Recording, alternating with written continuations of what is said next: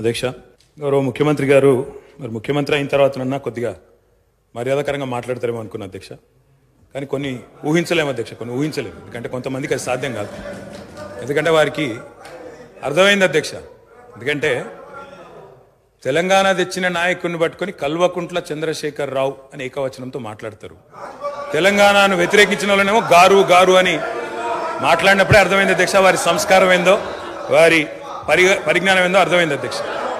అచ్చోసిన ఆంబోతు, ఇది ఒక ముఖ్యమంత్రి మాట్లాడిన మాట. అచ్చోసిన ఆంబోతు అధ్యక్ష. ఎవరు అధ్యక్ష అచ్చోసిన ఆంబోతు?